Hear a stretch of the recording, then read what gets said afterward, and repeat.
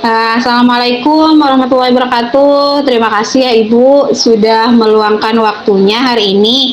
Izin di sini ada yang ingin saya bicarakan dengan Ibu Misna. Waalaikumsalam, Ibu Nurul ya. Oke, silahkan nih. Apa nih yang akan Ibu bicarakan pada pertemuan kita ini? Jadi begini Bu, saya tuh punya permasalahan dengan murid saya di Hmm, kelas. Jadi murid saya itu punya murid di kelas yang sangat jarang sekali hadir ke sekolah. Jadi orang ya, tuanya itu mengabarkan kepada saya bahwa anak ini katanya selalu kelelahan akibat dia dia selalu mengabarkan bahwa anak ini sakit. Nah, sakitnya ini disebabkan karena dia kelelahan oke. karena ke hari sebelumnya dia itu terlalu lama waktu bermainnya, Hmm, sehingga itu juga yang menjadi alasan pada murid saya untuk tidak berangkat gitu nabu ke sekolah. Padahal orang tuanya itu selalu menasihati, orang tuanya sudah berperan aktif untuk menasihati, mendorong anak ini untuk dia pandai mengatur waktu antara dia waktu bermain dan waktu belajarnya di hmm. sekolah. Supaya istilahnya ketika dia bermain itu dia itu tidak terlalu lama waktunya Oh, iya, sampai iya, dia iya. kelelahan. Dan Hmm, saat di rumah pun anak ini juga dia kalau menurut dari cerita dari orang tuanya dia juga malas belajar seperti itu Bu. Itu hmm. sih yang ingin saya obrolkan pada hari Wah, ini. wah, wah. Ya, ya, Ibu Nurul ya, luar biasa masalah yang Ibu hadapi. Jadi begitu ya, murid-murid Ibu itu enggan belajar di sekolah karena selalu kelelahan ya. Eh, Kira-kira selain itu ada lagi nggak Bu Nurul? Selain itu Bu, saya juga sering mengirimkan tugas pada anak tersebut dengan harapan nih anak tersebut itu mau belajar dengan mengerjakan soal-soal latihan yang saya Hmm, berikan, karena menurut saya sangat kasihan jika dia harus selalu ketinggalan pembelajaran. Namun hmm. kayaknya anak ini juga dia acuh dengan tugas yang saya berikan. Padahal menurut cerita orang tuanya bahwa beliau juga sudah memaksa anak tersebut untuk mau ke sekolah dan ketika ada tugas disuruh untuk mengerjakan. Tapi ya anak ini gitu loh Bu masih acuh gitu nggak mau ngerjakan sama Hmm. sekali seperti itu. Oh begitu ya. Eh, ini Bu Nurul kita cuma punya waktu pendek nih. Dalam obrolan kita kali ini, apa yang ingin Ibu dapatkan ya dari percakapan kita ini? Bu, di sini tuh karena saya ingin sekali gitu murid saya ini memiliki Hmm, motivasi belajar yang tinggi sehingga hmm, dia itu pandai mengatur waktu bermainnya sehingga tidak ada lagi alasan untuk dia tidak hadir ke sekolah karena kelelahan sehabis bermain lah, apalah dan sebagainya. hmm, Dan saya juga sangat memiliki harapan besar bahwa anak ini juga dia tetap belajar meskipun tidak datang ke hmm. sekolah misalnya seperti itu Bu. Oke, supaya murid Ibu tetap ingin rajin belajar ya, kemudian ke sekolah atau tetap belajar meskipun belajarnya di rumah juga begitu, tetap dimanapun dia berada, harapan Ibu Nurul dia tetap belajar begitu ya. Iya Ibu, jadi supaya motivasi belajarnya itu ya lebih meningkat lagi lah, lebih tinggi lagi supaya dia dapat mengerjakan dan mengumpulkan tugas yang diberikan oleh guru. Jadi jangan sampai tingkat kehadiran dan pemahamannya itu akan materi pembelajaran menjadi tertinggal dari murid-murid lainnya saat pembelajaran dia mandiri di rumah ketika dia tidak hadir ke sekolah. Seperti itu Ibu. Oke. Nah, oke, nah kalau dari pengamatan Ibu nih ya, eh, sebenarnya murid yang dikatakan memiliki motivasi belajar yang belajar itu seperti apa ya, Bu? Kalau menurut Ibu?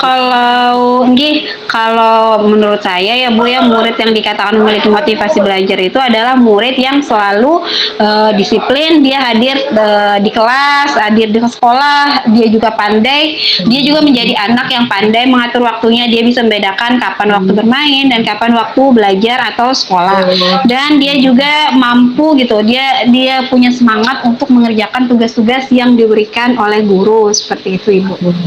begitu ya. Oke. Jadi di sini ada disiplin, hadir di kelas, kemudian mengatur waktu dengan baik, mengerjakan tugas, terus selain itu apa lagi ya, Bu, ya? Apalagi ya Bu, mungkin cukup itu saja bagi saya seperti itu Bu. Oke, itu aja yang cukup ya. Nah, sekarang gini, ada 3 tadi cirinya ya, disiplin, kemudian mengatur waktu, dan mengerjakan tugas. Itu yang paling utama ya, yang eee, atau yang paling ideal sepertinya gitu ya, Bu, ya? Mhm, oke. Nah, kalau yang idealnya itu ada di angka 10 Bu ya, sekarang murid Ibu Nurul itu, yang sering tidak hadir itu kalau dari angka 1 sampai 10 itu, kira-kira berada di angka berapa ya dalam pencapaian tujuan motivasi belajar tadi? Enggih, kalau menurut saya ya Bu, dengan memperhatikan keadaan anak tersebut selama ini, mungkin nilai 5. Iya Bu, untuk anak tersebut karena anak tersebut ini sangat jarang Bu hadir ke sekolah, dan yang saya perhatikan nih biasanya dia tuh paling semangat hadir, dia akan selalu hadir di hari dimana ada jam olahraga. Saya perhatikan dalam 1 minggu itu dia pasti tidak pernah nggak hadir di jam itu. Nah, karena nih Bu, di setiap jam olahraga itu kan biasanya 30 menit terakhir guru olahraga ini akan memberikan waktu pada anak-anak untuk olahraga bebas. Dia bebas mau bermain apa aja, mau bermain sepak bola, badminton dan sebagainya. Nah, anak tersebut ini biasanya dia itu selalu ikut dengan siswa lain, siswa laki-laki yang lain untuk ikut bermain bola. Nah, akibat dia kelelahan main bola, besoknya Bu, saya akan dapat kabar lagi nih bahwa anak ini tidak hadir. Alasannya apa? Pasti alasannya kelelahan. Seperti itu, Ibu. Oh iya, posisinya ada di angka 5 ya? Mhm. Kalau menurut Ibu, apa kendalanya, sehingga ada di angka 5 tersebut? Kalau menurut saya ya Bu, kenapa jadi ada di angka 5? Karena ada beberapa faktor sebenarnya. Pertama itu faktor dari dalam diri siswa tersebut yang memang karena yang pengamatan saya dia udah terlalu nyaman gitu di rumah tidak hadir ke sekolah, mereka dia terlalu enak gitulah kalau tidak hadir ke sekolah karena mungkin dia merasa tidak ada beban tugas yang harus dia kerjakan. Nah, selain itu juga kalau menurut saya faktor lingkungan sih juga sangat berpengaruh terhadap anak tersebut, karena ini Bu, menurut kabar dari teman-temannya yang kebetulan tetanggaan sama dia di lingkungan perumahannya, anak ini itu memang teman bergaulnya di rumah itu adalah anak-anak yang putus sekolah gitu, atau anak-anak yang tidak sekolah sama sekali ya. Dan juga saya pernah disampaikan oleh orang tuanya, curhatan dari ayahnya, bahwa ketika ayahnya ini selalu memberikan nasihat pada anak itu untuk dia rajin untuk dia hadir ke sekolah, dia mengurangi waktu bermain, dia harus pandai mengatur waktu. Tapi anak ini malah acuh gitu, tidak memperdulikan nasihat apa yang diberikan oleh ayahnya. Nah, pernah juga ditanya kenapa gitu alasannya, karena enggak menuruti nasihat ayahnya. Katanya dia karena kecewa gitu nah Bu sama orang tuanya, entah mungkin ada masalah keluarga mereka, seperti itu Ibu. Banyak juga tantangannya ya, Bu, ya. Oke, Ibu. Oke, Ibu, santai aja kita. Kalau di angka 10 itu sepertinya agak susah, Bu, ya. Kalau Nggih. Ibu ingin lihat murid-muridnya itu berada di level berapa kira-kira? Dan untuk dalam Eh, motivasi belajar tadi. Nggih, dengan melihat kondisi seperti ini ya Bu, di angka 7 menurut saya itu sudah baik gitu. Oke ya, angka 7 sudah baik. Apa yang bisa Ibu lakukan ya untuk mencapai di angka 7 itu, Ibu? Sebenarnya itu yang saya pikirkan juga ya Bu, bagaimana saya dapat mengatasi masalah anak ini. Seperti itu. Nggih. Iya, begitu ya. Kayak gini, kita ingin mencapai angka 7 itu udah lumayan tadi ya, harapannya supaya anaknya menjadi lebih baik, memiliki motivasi yang baik. Nah, kalau dari pengamatan Ibu nih ya, rencananya murid Ibu ini ingin diperlakukan seperti apa? Supaya motivasi untuk hadir belajar ke sekolah itu ada tinggi, kemudian pandai mengatur waktu, bermain dan sebagainya. Sebenarnya Bu, mungkin saya perlu memanggil siswa tersebut untuk mengetahui secara pasti tentang alasan mengapa hal ini dapat terjadi, dan juga saya kayaknya butuh bantuan salah seorang guru BK untuk membantu saya dalam memberikan motivasi kepada anak tersebut, Ibu. Oh, perlu guru BK juga ya?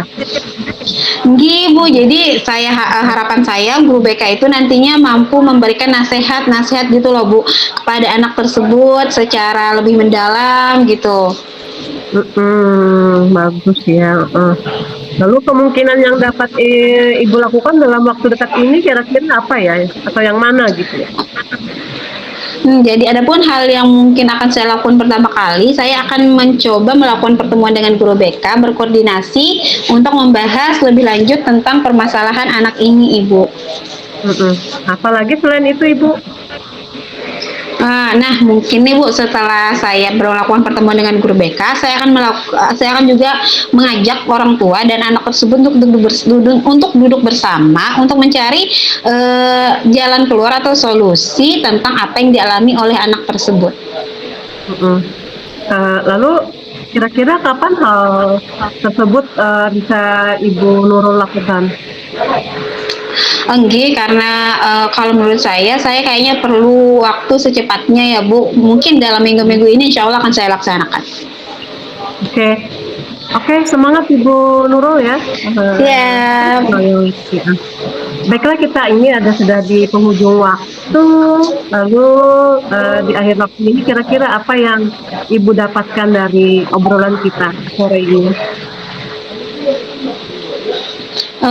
Yang saya dapatkan alhamdulillah sangat banyak sekali ya Bu. Jadi saya sangat terbantu gitu dengan melakukan sesi curhat dengan Ibu. Saya mendapat berbagai macam pencerahan yang awalnya saya kebingungan harus berbuat apa. Alhamdulillah saya dapat menemukan solusi agar murid saya itu memiliki motivasi belajar dengan rajin ke sekolah, dengan mengerjakan tugas dan sebagainya. Oke, kalau begitu Ibu Nurul, bagus sekali langkah-langkah Ibu ya. Semoga berhasil dan sukses. Kita bertemu lagi minggu depan Bu ya. Saya ingin mendengar lagi cerita-cerita Ibu setelah berkoordinasi dengan guru BK, orang tua murid, gitu ya. Siap Ibu, nanti akan saya sampaikan pokoknya perkembangannya dengan Ibu. Terima kasih banyak ya Bu. Assalamualaikum. Waalaikumsalam warahmatullahi wabarakatuh. Semangat Bu. Siap.